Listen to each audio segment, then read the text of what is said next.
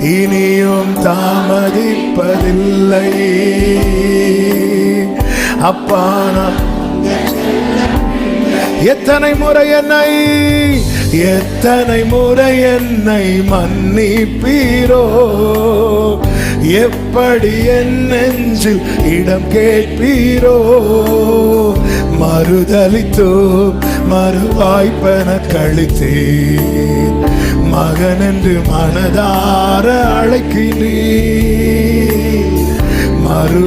மறுபடி நான் மாறுவேன் ஒரு நாள் என காத்திருந்து. கைகளை உயர்த்தி இனியும் தாமதிப்பதில்லை. நான் உங்க செல்ல பிள்ளை. இனியும் சத்தமாப்பா